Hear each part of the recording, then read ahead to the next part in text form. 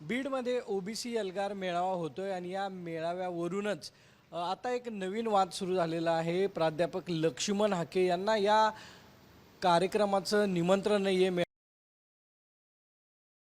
मात्र आयोजक आपल्याबरोबर आहेत। सुभाष राऊत समता परिषदेचे सरचिटणीस आहेत। सुभाषजी, हाके सर म्हणतात सातत्याने की मला का डावललं जातंय, मी का नकोय लोकांना, नेमकं काय का तुम्ही बोलवलं नाहीये या मेळाव्यासाठी त्यांना किंवा निमंत्रण दिलं होतं?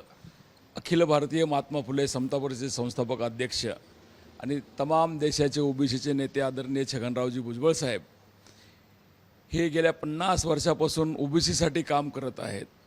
मंडल आयोगाची अंमलबजावणी करावी यासाठी त्यांनी शिवसेना हा पक्ष सोडून काँग्रेसमध्ये आले आणि मंडल आयोगाची अंमलबजावणी करून घेतली।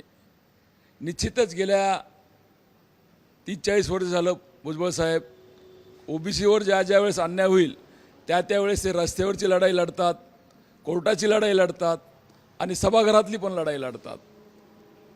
आत्ता जो ओबीसी समाजाचा महाएल्गार मेळावा 28 तारखेला बीड येथे आयोजित केलेला आहे, ज्या हुकुमशाहीच्या जोरावर हैदराबाद निजाम गॅजेट लागू केलं त्याला विरोध म्हणून आणि ते रद्द झालं पाहिजे यासाठी भुजबळ साहेबांनी कोर्टामध्ये 5 रिट याचिका दाखल केलेल्या आहेत आणि कुठंतरी सरकारला लोक रस्त्यावर दिसले पाहिजेत। ओबीसी समाज किती आहे रस्त्यावर पण दिसला पाहिजे, जसं त्यांनी झुंडशाहीच्या जोरावर त्यांनी केलं, परंतु आम्ही झुंडशाही करणार नाहीत। आम्ही संविधानाने घालून दिलेल्या नियमानुसार त्यांच्या ह्याच्यानुसार आम्ही हा मेळावा घेत आहोत। निश्चितच आदरणीय भुजबळ साहेबांनी नागपूर येथून ह्या 28 तारखेच्या सभेची घोषणा केली।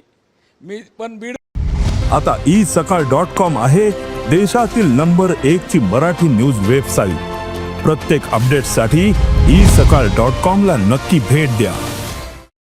मी विचारपूर्वक काहीतरी केलं असेल आणि त्या ठिकाणून 28 तारखेला ओबीसीची मेळावा एल्गार मेळावा बीडमध्ये घेत आहेत आणि ज्या दिवशी जाहीर केलं त्या दिवशी ओबीसीचे काम करणारे हाके सर यांची केजमध्ये सभा होती।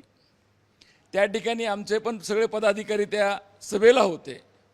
आम्ही तात्काळ तिथले आमचे पदाधिकारी यांना चिठ्ठी लिहायला लावली। भुजबळ साहेबांनी नागपूरहून सभा आपली जाहीर केलेली आहे आणि सरांना ती चिठ्ठी द्या आणि त्यांना सांगा किंवा अशी तारीख साहेबांनी डिक्लेअर केली आहे आणि आपण ती डिक्लेअर करावी। आपण त्या दिवसाचा तो कार्यक्रम त्यांचा पहा, त्यांना चिठ्ठी दिलेलं पण तुम्हाला दिसेल।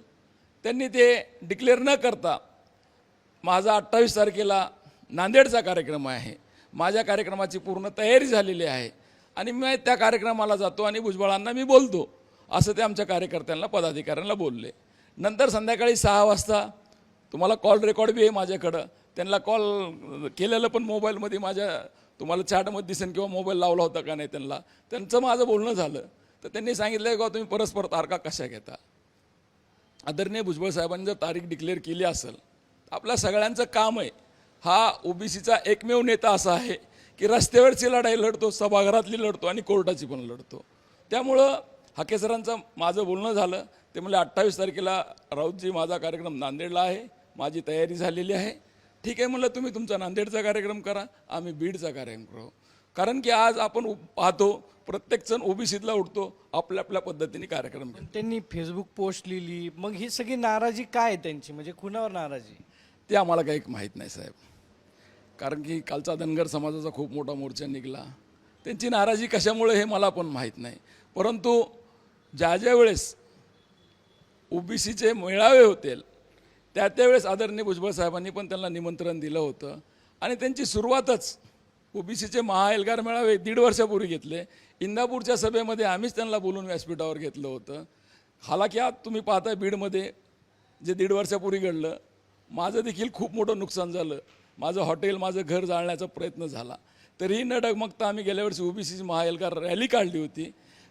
त्या देखील सभेला ते आले नव्हते, परंतु आम्ही वारंवार त्यांना विनंती केली त्यावेळेस, पण 28चा त्यांचा कार्यक्रम असल्यामुळं त्यांची नाराजी काय मला माहीत नाही। मी छोटा तुम्ही सांगितलं हो, मी सांगितलं होतं, मी बोललो होतो, मी त्यांना चिठ्ठी पण दिली होती, त्यानंतर माझा कॉल पण त्यांना झालेला आहे, असं नाही की बाबा कॉल झालेला नाही, माझा कॉल झालेला आहे त्यांच्याशी, त्यांचं बोलणं झालेलं आहे. त्यांना विचारा सुभाष राऊतचं तुमचं बोलणं झालेलं आहे का नाही. पण नाराजी काय, मी छोटा कार्यकर्ता आहे त्यामुळे मला माहीत नाही काय झालं. ते म्हणले माझा फोटो कोणी छापला नाही. तिथपासून ही सगळी खतखत जी आहे की ओबीसींनाच नकोय, काही समाजातल्या नेत्यांनाच मी नकोय, ती फेसबुक पोस्टही त्यांनी लिहिली. कसं आहे, फोटो असणं नसणं ह्या काय लहान मुलांचा भाग नाही ना.